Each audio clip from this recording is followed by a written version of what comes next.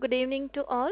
Welcome to the earnings call of Anu Pharma Limited, organized by Latin Manarhal Securities Private Limited, to discuss the financial performance for the quarter ended 30th September 2021. We will start the call with all participant line in listen-only mode. There will be an opportunity to ask questions at the end of today's call. If you need assistance during the conference, please signal an operator by pressing star and zero on your phone. Now I shall hand over the call to Mr. Bhavin Shah from Latin Manharlal Securities Private Limited. Thank you, and over to you, sir. Thank you. Good evening, ladies and gentlemen. Welcome you all to the quarter 2 earnings calls of Anu Pharma Limited. First of all, would like to wish every participant here present and everybody around a very happy Diwali and a happy New Year. I hope after a year and a half gap, most of us would have been able to have a little more and better cheerful Diwali and environment that we could live in. So I'm sure we have a long way and much better days to come back, and I think we are almost back getting to the normalcy, which is, I think, the best and the great news that we all are living with. This call will be addressed by the Vice Chairman, Mr. Bipin Shah, Mr. Ritesh Shah, the Joint MD, and Mr. Darshan, the CFO. Would like to thank you, the management and the team at Anu Pharma. We have been able to see, quite a better and cheerful recovery, what we are seeing and observing. Post-COVID, I think we are all getting back to much better and a smoother, phase of businesses, environments in all ways. So I think the team at Anu Pharma is doing great, striving hard to do an excellent and continue and making sure to achieve what is said and trying their best to outperform the set targets. And I'm sure there is a long way and we are getting back. So I will not take much time, but hand over to the team, Mr. Bipin Bhai at Anu Pharma, to take it over and throw some light and insights of Anu Pharma and its growth. Thank you very much. Over to you, Bipin Bhai. Thank you, Bhavin Bhai. My dear shareholders, I hope this finds you in safe and in good health. Friends, I am glad to share with you that Anu Pharma Limited has achieved reasonably good top line of 110.64 crores in the second quarter, that is July to September 2021 of the current year. The more exciting news is that the profit before tax of the second quarter is 11.03 crores, which is far better than the last quarter, that is the quarter ending 30 June 2021, which was at 7.11 crores. The EBITDA for the current quarter is rupees 14.38 crores compared to the EBITDA of 10.28 crores in the first quarter, which ended on 30 June 2021.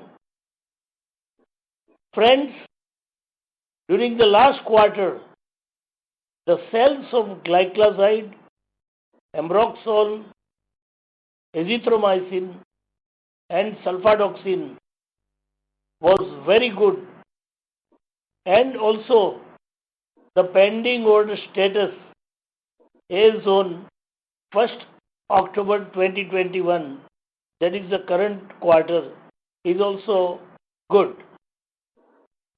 It may please be noted that quarter after quarter we are improving our top line and our bottom line. and now we are confident to reach our targets made for the current year, that is April 21 up to March 2022. Please note that we are temporarily facing some delays and shortage in procurement of certain intermediates from China. However, we are making alternative arrangements for procuring these intermediates from local companies, and this project is likely to be completed maximum in 2 months' time.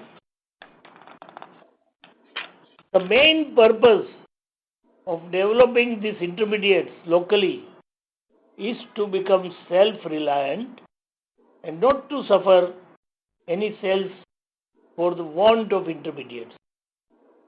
We have also observed improvement in the sale of pyrazinamide and erythromycin in the second quarter, and we are confident that we will be able to achieve our top line and bottom line targets, which were fixed for April to March 2022. Friends, we are also making best efforts to introduce 2 to 3 new products before the end of the year. Our new plant already received steady state, and as of now, there is no capacity constraint. Regarding the future outlook, we are pleased to inform you that we are regularly getting all raw materials except for one, for which we are trying to develop a local source. Friends, Anu Pharma Limited is back on track post COVID-19 lockdown. The advantages of new expansion facility, as per our promise of 30% growth on top line and bottom line contribution, is going on. An average EBITDA percentage margin of 12.76%, which we have received for the year ending 31st March 2021, will also be improved in the current year. We have also now zero liquid discharge facility, which takes good care of safety and environment. Our manufacturing capacity is 1,200 metric tons per year after expansion, and our ongoing capacity utilization is approximately 65%. We are also pleased to inform you that we have the lowest attrition rate compared to the industrial rate. During the current financial year 2021, we propose to invest additional 4 crores in the capex to take our manufacturing capacity from 1,200 metric tons to 1,500 metric tons per year. There were many questions last year asking us about NSE listing. I am pleased to inform you that within maximum 2 months' time, we will be also listed on NSE. Thank you very much for your time spent, and best of luck to all my shareholders for the future years.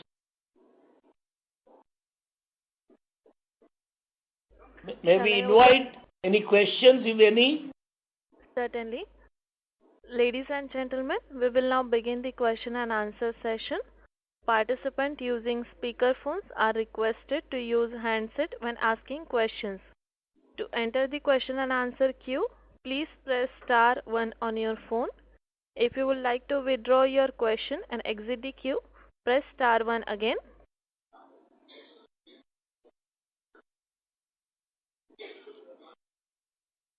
Participants who wish to ask questions, please press star 1 on your phone now.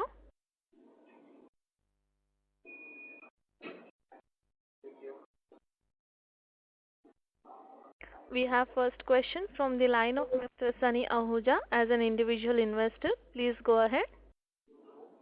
So I had a question regarding the top line. We were saying that we are going to report a 30% increase on the top line. This quarter, we've hardly seen anything come through in terms of, if we compare the numbers vis-a-vis, I guess, last year, the top line has not moved much. Although we have seen a reasonable amount of, increase in the bottom line. So since we have done approximately 430 crores last year, and what you said, that we're going to be reporting a 30% overall increase in the top line. So does that mean that we are going to make up for this, revenue in the coming quarters? Mr. Ahuja, the company makes two kind of products. A set of products are called volume builders, and another set of products are called profit builders. So if you see, the bottom line improvement itself indicates, and that is probably the most important element. Even if the top line doesn't improve much, if you see the bottom line improvement compared to the first quarter is probably more than 30%. So at the end of the year, whether the top line improves or not is not very important, but the bottom line improvement is more important. Right, I understand, sir. So basically, from what I have understood is what you are saying is that our margins, higher margin products have contributed more as opposed to what it was before. What about the raw material costs? Are you also seeing those softening? Because from what I have understood that, there are cost pressures coming in from China and raw material prices are pretty much, firm. So can you just tell me whether the margins we are able to sell more higher margin products, or also we are seeing some impact on the raw material costs? So first of all, now we have understood that in the second quarter, what we have done is we have sold more of profit builder products and less of volume builder products. That's why you see that probably with the same kind of top line, the bottom line has improved substantially. Now your second question is that there is a huge pressure on the prices of the intermediates and the raw materials which are going in for the production of the API which are manufactured by Anupharma. So my answer to that is that majority of the products from China are available maybe at a higher price. But we have to plan our sales in such a way that substantial amount of the increase in the raw material cost is passed on to the users, because raw material forms a very large proportion of our selling price. In any API industry, anything from 60 to 75% is the cost of raw material compared to the selling price. So we have been taking all good care. We have to get the raw materials also. Even if it is at a higher price, we have to take the raw material, but we have to take then subsequently the higher selling price from our client. Okay, understood, sir. But are you still sticking then to your target of that 30% growth in top line, which means are we still looking at maybe a 500 crore or maybe 500 crore plus kind of top line for this year? As I said, these are the projections, but when it comes to the numbers, we would give more importance to the bottom line. And top line also, yes, as on target, we are looking at about 485 or around. But still, my more important thing is the bottom line. Understood, sir. Thank you. Thank you, Mr. Ahuja. Thank you, Mr. Ahuja. Ladies and gentlemen, for any further questions, request you to press *1 on your phone.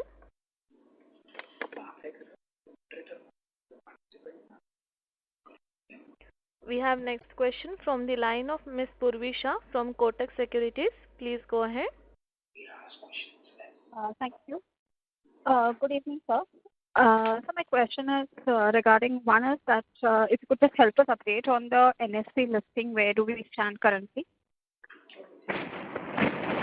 Papers are ready, and as per our consultant who has been given this job, maximum within 2 months' time, Anu Pharma Limited will be listed on NSE also.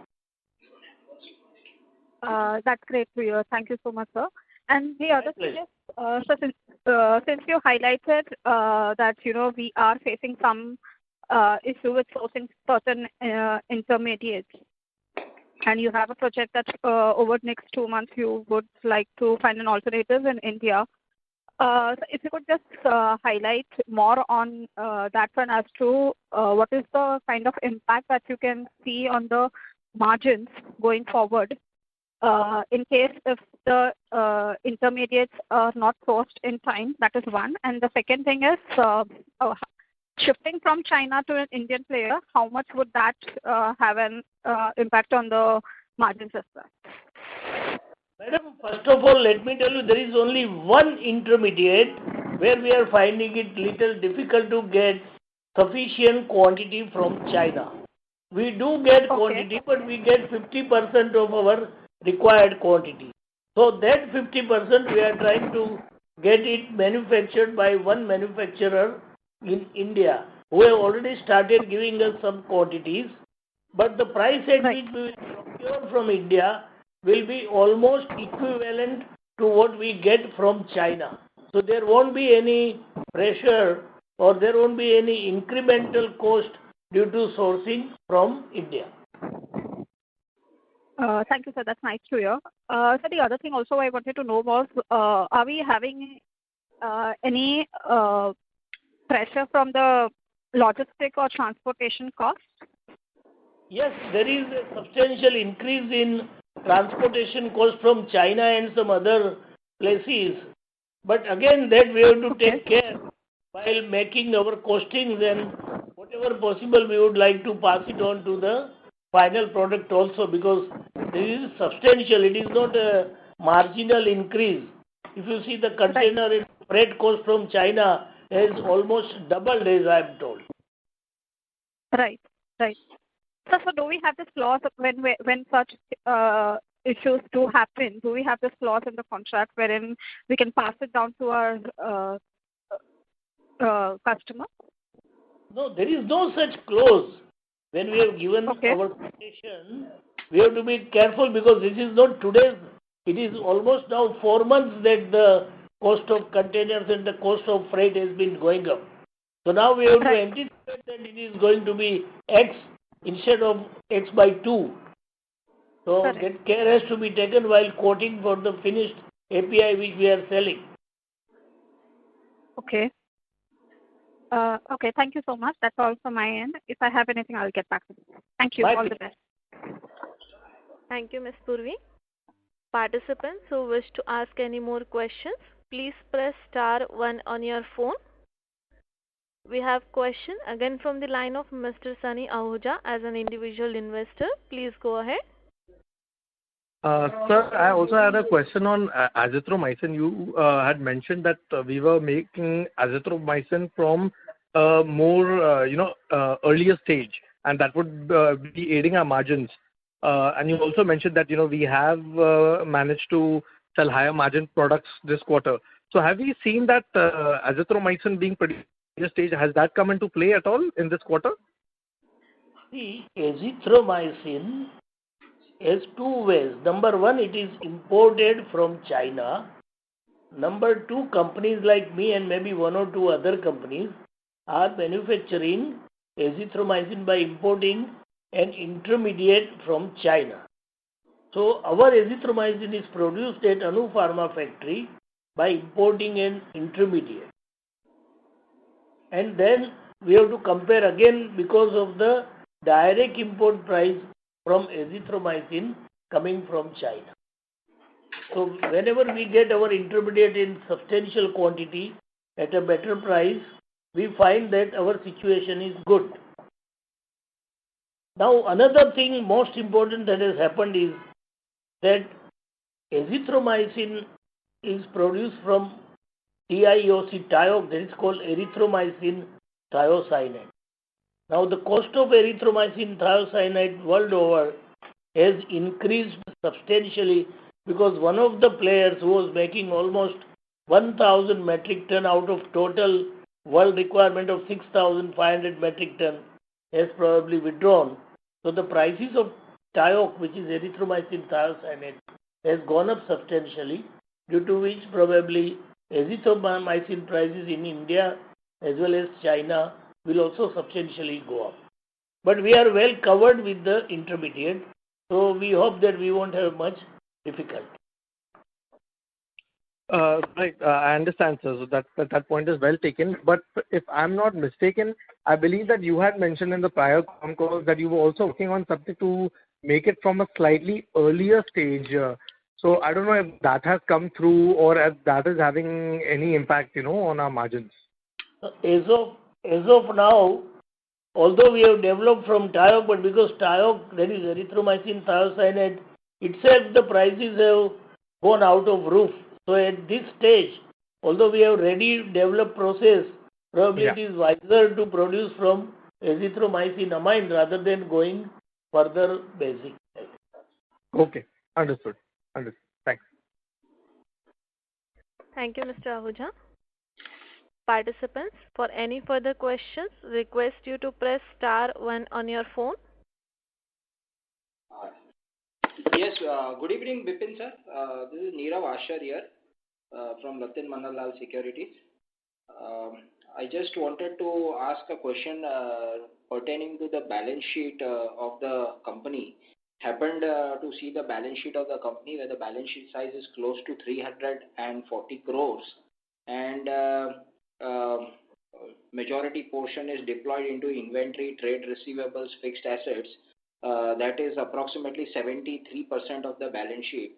And we have cash and cash equivalents, liquid assets, investments to the tune of 86 crores. Now, this 86 crores which is there, I think we need to understand what is going to be the deployment strategy for this because, carrying so much cash and cash equivalents or liquid investments on the balance sheet, do we have a deployment plan as such going forward into the future? I would like Mr. Darshan Rampari, our CFO, to reply this question. Nirav bhai, so you will see, as you rightly mentioned that we have cash equivalents and the very current quick assets. So at the same time, we also have the short-term borrowings, which you will refer. So the plan is that when the maturity comes, we would like to, repay these borrowings. Okay. What would be that is the plan? Against these investments of approximately 86 crores? I believe. Yeah, so current investments are about 60 crore rupees. Okay. Yeah, against that we have about 43 crores of outstanding loans. Okay. Which is very short term in nature. Okay. And still, I think you are a cash surplus company because the kind of cash generation which is happening quarter on quarter basis. So I think you would have surely drawn up a strategy for the deployment of the surplus funds because when you carry so much surplus funds on the balance sheet, it tends to curb the return on equity, return on capital employed ratios, etc. So just wanted to... This is very important question that you have asked, but I think if you see my opening remarks, about 4 crore rupees we are going to undertake capex in this year to increase our capacity from 1200 metric tons up to 1500 metric tons. Yes. Secondly, we are looking for a second unit for inorganic growth also because so much of investment and so many regulatory approvals which are surrounded only on one side, that is Boisar side. So to fall back upon, we should have one more small unit. So this money which is found to be surplus will be utilized when we get the right candidate for a second unit. Because sir, I want as in continuation to this, because we have a strong working capital position also. So I think that working capital position naturally takes care of all the short-term liabilities which are there. So technically, if one were to contend, we can say that we are a cash-rich company. We are an extremely cash-rich company where we approximately one third of our balance sheet is into liquid assets.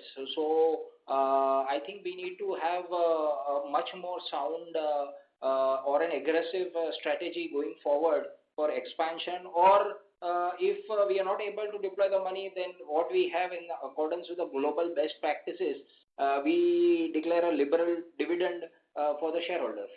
So I think we can consider. Yes, I'll give you a reply. The last expansion was commissioned in December 2019, Okay. almost 2 years back, in which we had invested 70 crore rupees as capex.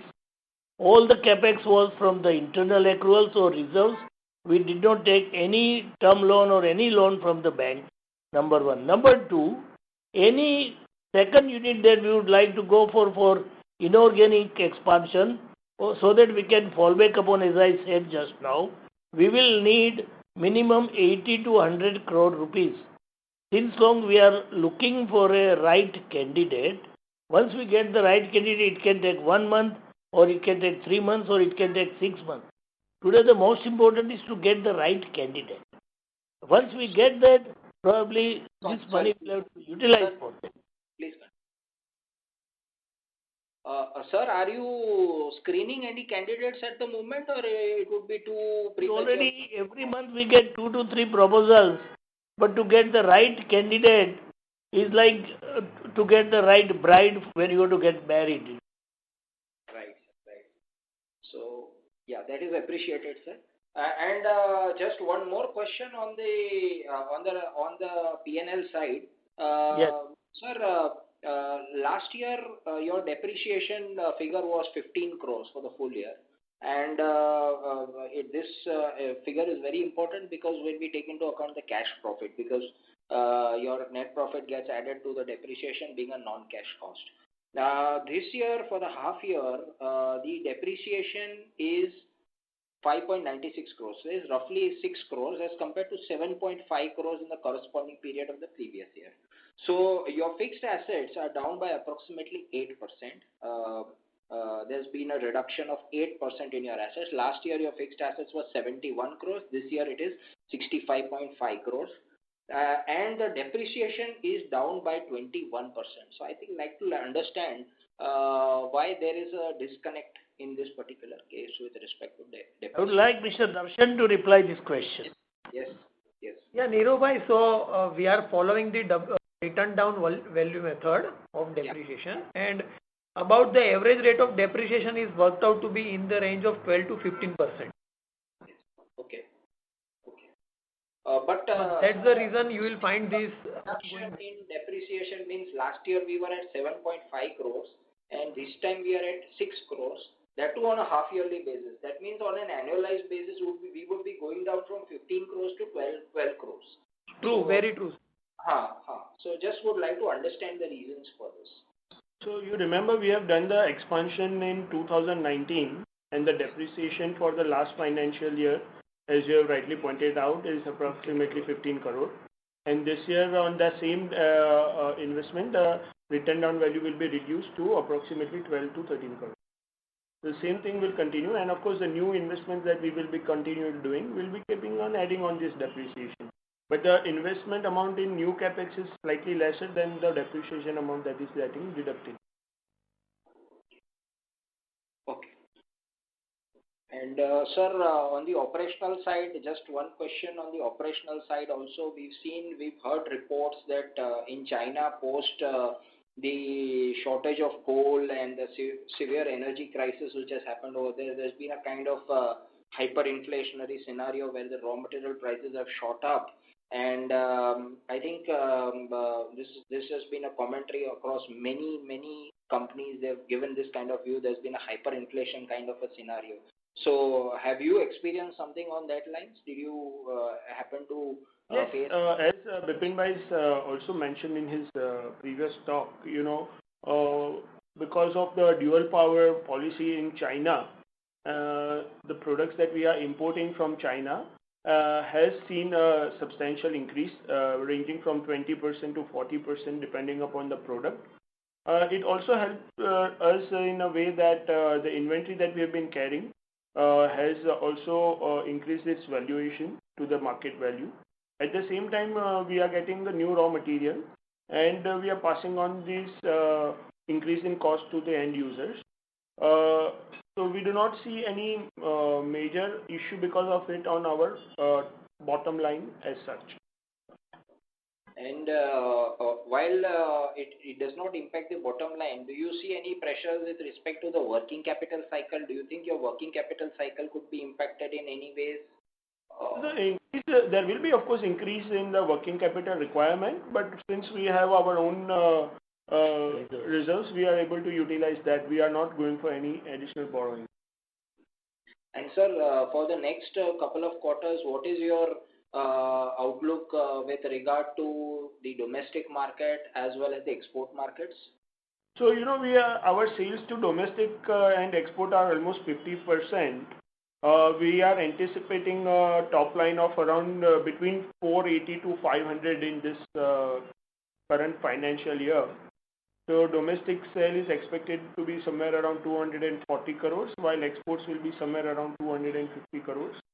But currently, there is a more demand in export side because of the opening of countries because of COVID. And the domestic clients are facing issues related to this increase in price because of the DPCO, and organization of Indian pharmaceutical called IDMA has already applied to the Chemical and Fertilizer Ministry to increase the price of the finished formulation by 20% because of such increase in the API cost due to intermediate increase in China. So we will have to wait and watch, but our export growth seems to be very, very good in this next 2 quarters.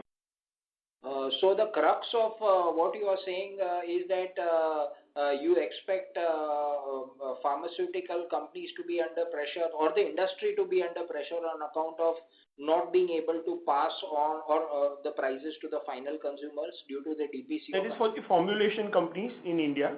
They will have this issue related to increase in the price of the APIs. Okay, that's all from my side. Thank you, sir. Thank you, Mr. Neeravashar. Yeah, thank you, Mr. Neeravashar. Ladies and gentlemen, if you wish to ask any questions, please press star 1 on your phone now.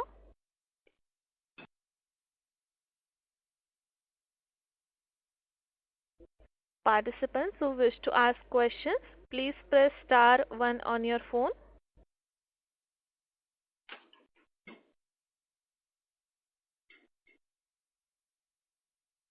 So there are no questions in the queue now. Okay. There is a disclaimer. This presentation may include certain forward-looking statements based on current expectations within the meaning of applicable laws and regulations. Actual result may differ and the company does not guarantee realization of the statements. The company also disclaims any obligation to revise any forward-looking statements. The readers may use their own judgment and are advised to make their own calculations before deciding on any matter based on the information given herein. No part of this presentation may be reproduced, quoted, or circulated without prior written approval from Anupharma Limited. So now I would like to hand over the call to the management for closing comments. Over to you, sir. Thank you very much, my dear shareholders. Let us hope for better and better quarters in the future. And thank you, Bhavin Bhai, for arranging this investor presentation and investor call. Thank you very much, everybody. Have a nice day. Our pleasure. Thank you. Thank you, ladies and gentlemen. This concludes your conference call for today. We thank you for your participation and for using iJunction conference service. You may disconnect your lines now and have a great day ahead. Thank you.